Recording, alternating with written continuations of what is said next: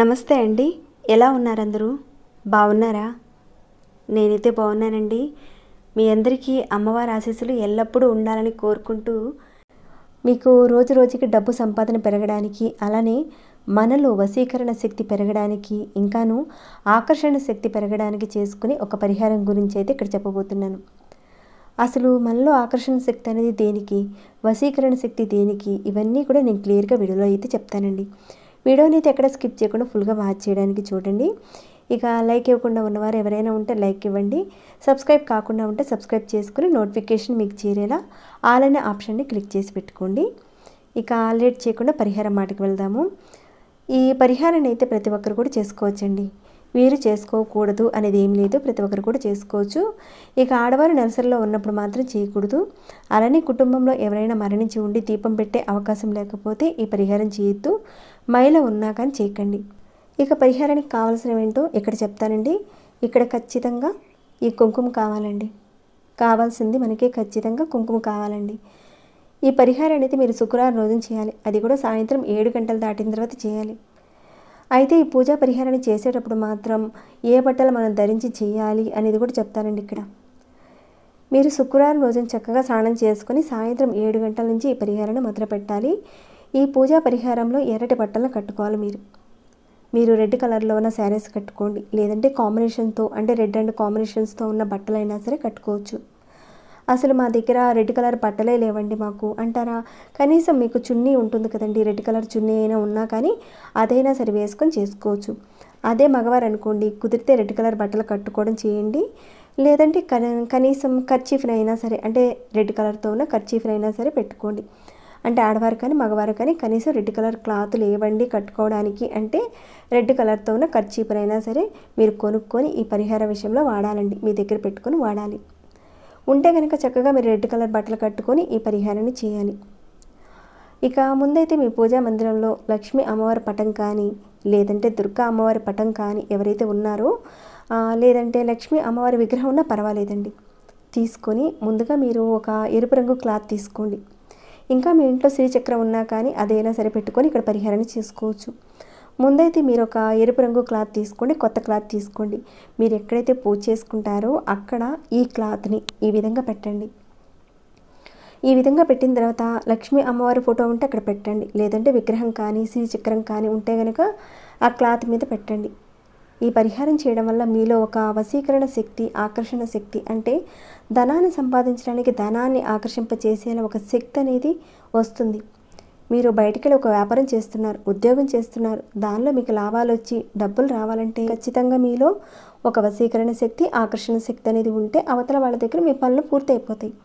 అంటే ఒక వస్తువు అమ్ముదాం అనుకుంటున్నారు, మీ దగ్గర వశీకరణ శక్తి, ఆకర్షణ శక్తి ఈ రెండు ఉంటే ఆటోమేటిక్గా వస్తువు అనేది అమ్ముడైపోతుంది. అది మీ మాటల ద్వారా కానివ్వండి, మిమ్మల్ని చూసి కానీ అక్కడ మీరు అమ్ముకోదలుచుకున్న ఒక ప్రోడక్ట్ అనేది అమ్ముడైపోతుంది. ఆ రకంగా మీకు ధన సంపాదన అనేది చేయగలుగుతారు. అలానే ఉద్యోగస్తులకు కూడా చాలా మంచి పరిహారం అండి ఇది. ఎవరైనా సరే ధన సంపాదన కోసం చూసేవారు తప్పకుండా చేసుకోవాల్సిన మంచి పరిహారం ఇది. డబ్బు ఆకర్షింపబడుతుంది. ఈ విధంగా అమ్మవారి పటాన్నైనా విగ్రహాన్నైనా సరే ఆ రెడ్ కలర్ క్లాత్ మీద పెట్టిన తర్వాత కొద్దిగా అమ్మవారి ముందు ఈ బియ్యం తీసుకోండి, అంటే ఒక గుప్పెడు బియ్యం తీసుకుని ఆ బియ్యాన్ని ఈ విధంగా క్లాత్ మీద పరవండి. అంటే స్పెషల్గా ప్లేట్లో పోయినవసరం లేదండి, అమ్మవారి ముందే ఈ విధంగా పోయండి. ఇక్కడ చూపించిన విధంగా ఈ విధంగా పోసిన తర్వాత మీరు ఒక రాగి గ్లాస్ తీసుకోండి, చిన్నదైనా పెద్దదైనా ఎంత సైజు ఉన్నా పర్వాలేదండి. ఒక రాగి గ్లాస్ తీసుకొని దాని నిండుగా నీళ్లు తీసుకోండి. ఆ గ్లాసుని అంటే నిండుగా ఉన్న ఆ గ్లాసుని బియ్యం మీద పెట్టండి. ఇది ఒక తాంత్రిక పరిహారం అండి. కాస్త జాగ్రత్తగా ఓపిక మీరు చూస్తూ ఉండండి. 1 by 1 ఏ విధంగా నేను చెప్తూ వెళ్తున్నానో అలానే మీరు చేసుకుంటూ వెళ్ళండి. పరిహారాన్ని చేసేటప్పుడు ఎక్కడ కన్ఫ్యూషన్ కాకండి. తర్వాత ఈ నీళ్ళల్లో కొద్దిగా పసుపు వేయండి, ఒక చిటికెడు పసుపు వేయండి, సరిపోతుంది మాత్రం. అలానే పువ్వులు పెట్టండి, ఏ పువ్వులైనా పర్వాలేదండి, వైట్ కలర్ కానీ ఏ పువ్వులైనా పర్వాలేదు వేసేయండి. తర్వాత కొద్దిగా అక్షింతలు వేయండి, పసుపు అక్షింతలు వేయండి ఈ విధంగా. ఇక చివరిలో కొద్దిగా కుంకాన్ని ఒక చిటికెడు వేయండి. ఈ విధంగా వేసేసారు కదండి. తర్వాత మీరు ఏం చేస్తారంటే కొద్దిగా కుంకాన్ని పక్కన పెట్టుకోండి. మీరు ఎక్కడైతే ఈ పరిహార పూజ చేస్తున్నారో లక్ష్మీ అమ్మవారి దగ్గర ఒక చిన్న ప్లేట్ అనేది పెట్టుకుని అమ్మవారి కాళ్ళ దగ్గర అక్కడ ఉంటుంది కదండి, ఈ విధంగా పెట్టి కొద్ది కొద్దిగా కుంకుమ వేస్తూ మీరు లక్ష్మీ అష్టోత్తరం కానీ కనకదార స్తోత్రం కానీ ఈ రెండిట్లో ఏదైనా చదవండి. మీకు కనకదార స్తోత్రం అష్టోత్తరం చదవడం రాకపోతే, అంటే చదవలేని విధంగా ఉంటే కనుక మీరు మామూలుగా ఓం మహాలక్ష్మీ నమః, ఓం మహాలక్ష్మీ నమః అని ఈ మంత్రాన్ని మీరు మనసులో అనుకుంటూ జపం చేసుకుంటూ కొద్ది కొద్దిగా అమ్మవారి కాళ్ళ దగ్గర వేస్తూ ఉండండి. ఈ విధంగా ఆ మంత్రాన్ని ఒక 108 సార్లు పఠించండి. ఒకవేళ అష్టోత్తరం వస్తే అష్టోత్తరం చదువుకుంటూ కొద్ది కొద్దిగా అమ్మవారి దగ్గర ఇప్పుడు నేను చూపించిన విధంగా కుంకుమతో అర్చన చేసుకోండి. తర్వాత ఒక 2 కుందులు తీసుకోండి. అది మట్టి కుందులైనా పర్వాలేదు, లేదంటే మామూలుగా రెగ్యులర్గా వాడుతూ ఉంటారు కదండి పూజలో, మీరు ఆ కుందులు ఉంటాయి కదా, అవైనా సరే తీసుకోండి. ఒక 2 తీసుకోండి. తీసుకొని ఒక కుందులో 2 ఒత్తులు వేసి ఆవు నెయ్యితో దీపారాధన చేయండి. ఇక నేనైతే ముందే ప్రాసెస్ చెప్పాను కదండి, గ్లాసులో నీళ్లు పెట్టడం, తర్వాత కుంకుమతో అష్టోత్తరం చేయడం, ఆ తర్వాత మీరు దీపారాధన చేసుకోవాలి. ఇలా 1 by 1 చేసుకోవాలన్నమాట. ఇక దీపారాధన కొండెక్కేంత వరకు మీరు అక్కడే కూర్చోండి. దీపారాధన చేసిన తర్వాత మీరు మీ మనసులో ఉన్న కోరిక అనేది చెప్పుకోండి. ఎన్ని కోరికలైనా సరే చెప్పుకోవచ్చండి అక్కడ. ఇక్కడ అమ్మవారి మీద పూర్తిగా మీ మనసు లగ్నం చేసి మనస్ఫూర్తిగా పరిపూర్ణమైన నమ్మకంతో ఈ పరిహారం చేసుకుంటే, అంటే నాకు ఖచ్చితంగా రిజల్ట్ వస్తుంది అని ఒక పాజిటివ్ మైండ్తో చేయండి. మీరు ఎన్ని కోరికలైనా చెప్పుకోవచ్చు అక్కడ. చెప్పుకున్న తర్వాత హారతి ఇవ్వండి అమ్మవారికి.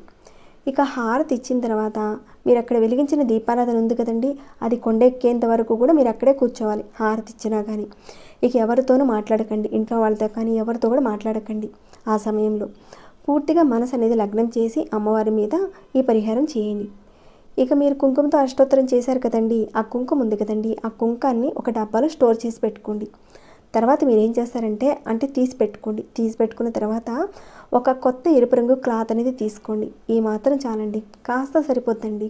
తీసుకొని ఈ అష్టోత్తరం చదివిన ఈ కుంకుమ ఉంది కదండి, దీంట్లో నుంచి కొద్దిగా కుంకాన్ని ఈ క్లాత్లో వేయండి. వేసి మూటగా కట్టండి. మూటగా కట్టి మీరు ఎక్కడైతే డబ్బులు దాచుకుంటారో అక్కడ పెట్టండి ఈ మూటని. మీరు వ్యాపారం చేసేవారనుకోండి, మీ వ్యాపారం ప్లేస్లో పెట్టండి, లేదంటే మీ ఇంట్లోనే కబోర్డ్లో పెట్టుకోండి. మీరు ఎక్కడైతే డబ్బులు పెట్టుకుంటారో అక్కడ పెట్టండి. తర్వాత దాంట్లో నుంచి, ఈ కుంకంలో నుంచి మరి కాస్త తీసుకొని ఒక చిన్న పేపర్లో ఈ కుంకాన్ని పెట్టి మీ హ్యాండ్ బ్యాగ్లో కానీ లేదంటే మీ పర్సులో కానీ పెట్టుకోండి. ఇక మిగతా కుంకుమ ఉంది కదండి డబ్బాలో, దీన్నంతా కూడా మీరు చక్కగా స్టోర్ చేసి పెట్టుకొని ప్రతిరోజు ఆ కుంకాన్ని తీసుకొని మీ ఇంట్లో ఉన్న కుటుంబ సభ్యులు మీరు కూడా చక్కగా నుదుటిని బొట్టుగా పెట్టుకుంటూ ఉండండి ప్రతిరోజు కూడా. కానీ ఈ కుంకాన్ని మాత్రం బయట వారికి మాత్రం ఎవరికి ఇవ్వకండి. మీరు మీ కుటుంబ సభ్యులు మాత్రమే పెట్టుకోవాలి. ఇలా ఏదైతే కుంకాన్ని డబ్బాలో పెట్టుకుని ఉన్నారో ఆ కుంకాన్ని మీరు ఏదైనా ఒక పని మీద బయటికి వెళ్ళేటప్పుడు ఆ కుంకాన్ని ధరించి వెళ్ళండి. అద్భుతంగా పనిచేస్తుందండి. ఆ పని విజయం అయిపోతుంది. వశీకరణ శక్తి మీకు వస్తుందండి ఈ పరిహారం చేయడం వల్ల. ఆకర్షణ శక్తి కూడా మీకు కలుగుతుంది. మీ మనసులో ఏదైతే ధనానికి సంబంధించిన మార్గాలు ఉన్నాయి కదండి, అవన్నీ కూడా ఓపెన్ అవుతాయి. మీకు ధన సంపాదన పెరుగుతుంది. ఈ ప్రయోగం చేయడం వల్ల వశీకరణ శక్తి పెరుగుతుంది, ఆకర్షణ శక్తి కూడా పెరుగుతుంది. ఈ పరిహారాన్ని చేసేటప్పుడు ఖచ్చితంగా ఇక్కడ నేను చెప్పిన విధంగా చేసుకున్నట్లయితే మార్పులను అయితే చూస్తారండి. ఈ పరిహారాన్ని ఎన్ని రోజులు చేయాలి అని మీకు ఒక డౌట్ వచ్చే ఉండొచ్చు. ఈ పాటికి ఒక్క శుక్రవారం చేసే సరిపోతండి. మీకు కుదిరిన ఏదైనా ఒక శుక్రవారం రోజున కానీ, లేదంటే శుక్రవారాల్లో కొన్ని పర్వదినాలు వస్తాయి కదండి, వరలక్ష్మి వ్రతాలు, దీపావళి, ఇలాంటి మంచి మంచి పర్వదినాలు వస్తాయి కదా, ఆ రోజుల్లో కానీ, లేదంటే మీకు కుదిరిన ఒక శుక్రవారం రోజైనా సరే ఈ విధంగా చేసుకుని ఇప్పుడు చెప్పుకున్న విధంగా చేయండి. ఇక ఇలా చేసిన తర్వాత డబ్బాలో ఉన్న కుంకాన్ని ప్రతిరోజు బొట్టుగా పెట్టుకుంటూ ఉంటారు. ఇక ఏదో ఒక రోజుకి అయిపోతుంది కుంకుమ. అలా అయిపోయిన తర్వాత మళ్ళీ ఒక శుక్రవారం రోజున ఈ విధంగా చేయండి, సరిపోతుందండి. ఇక బియ్యం పెట్టారు కదండి అక్కడ, దాన్ని ఏదో ఒక రోజున మీకు కుదిరిన రోజున అన్నం పాయసంగా పరమాన్నంగా కానీ చేసుకొని తినండి. అంతేగాని మీరు మామూలుగా రైస్గా తినడము, నాన్ వెజ్ వాటికి మాత్రం వాడకండి. ఆ బియ్యాన్ని తీపి పదార్థంగా వండుకొని తినండి. ఇక గ్లాసులో నీళ్లు, కుంకుమ, పసుపు, పువ్వులు ఇవన్నీ ఉన్నాయి కదండి, వాటిని ఏదైనా ఎవరు తొక్కని ఒక చెట్టు మొదట్లో వేసేయండి. అంతేగాని మీరు సింక్లో కానీ ఇంకెక్కడ కూడా పారవేయకండి. ఎవరు తొక్కని ఒక చెట్టు మొదట్లో వేసేయండి. చాలా అద్భుతమైన శక్తి కలిగిన పరిహారం అండి ఇది. ఇది వశీకరణ శక్తిని పెంపొందిస్తుంది. ఏదైతే మనం ఒక పదార్థాన్ని వాడామో ఆ పదార్థానికి ఆ శక్తి వస్తుంది, ఆకర్షింపబడుతుంది. ఆ కుంకుమలోకి ఆ అమ్మవారి యొక్క శక్తి వస్తుంది. మీరు పర్సులో పెట్టుకుంటారు, పొట్లంగా పెట్టుకుంటారు. ఆ విధంగా దానివల్ల ఏంటంటే మీకు ధనాకర్షణ కలుగుతుంది. ఈ విధంగా పర్సులో పెట్టుకున్న తర్వాత ఆడవారికి సంబంధించిన మైల్ వచ్చిందనుకోండి, ఏం పర్వాలేదండి.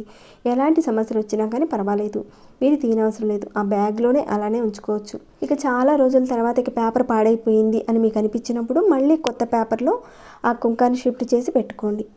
ఇక ఈ క్లాత్, కుంకుమ ఇదంతా కూడా ఉంది కదండి, దాన్ని మీ ధనాగారంలో ఎన్ని రోజుల పాటైనా సరే ఉంచుకోవచ్చు. ఈ ఎర్రటి క్లాత్లో పెట్టి ఆ డబ్బులు పెట్టే ప్రదేశంలో మనం పెట్టడం వల్ల కుజబలం పెరుగుతుంది, ధనాకర్షణ కలిగి ధనవృద్ధి కలుగుతుంది. ఇక ఈ విధంగా పర్సులో పెట్టుకోవడం వల్ల మీ పర్సులో డబ్బులు ఎప్పుడూ అయిపోకుండా నిండుగా ఉంటాయండి. ఇక అమ్మవారి కింద వేసిన వస్త్రం ఉంది కదండి, ఎరుపు వస్త్రం ఉంది కదా, దానిని తీసేసి ఏదైనా చెట్టు మొదట్లో వేసేయండి. ఇక్కడ చెప్పుకునే విధంగా మీరు 1 by 1 మీరు చేసుకుంటే 100% మీ కోరికలు నెరవేరడానికి మార్గాలు తెలుస్తాయండి. చాలా మంచి పరిహారం అండి. తక్కువ అంచనా మాత్రం వేయకండి, తప్పకుండా చేసుకోండి. మీ అందరి కోరికలు నెరవేరాలని ఆ అమ్మవారిని మనస్ఫూర్తిగా కోరుకుంటున్నాను. ఇక ఈ వీడియోని ఇంతటితో ముగిస్తున్నాను. ఇంకేమైనా డౌట్స్ ఉంటే కనుక అడగండి, తప్పకుండా రిప్లై ఇస్తాను. ఇంకా లైక్ చేయకుండా ఉంటే ఒక లైక్ ఇవ్వండి. సబ్స్క్రైబ్ కాని వారు ఉంటే సబ్స్క్రైబ్ చేసుకుని మన ఛానల్ నుంచి వచ్చే వీడియోస్ని వాచ్ చేస్తూ ఉండండి. మరొక భక్తి వీడియోలో మళ్ళీ మిమ్మల్ని కలుసుకుంటాను. అంతవరకు సెలవు.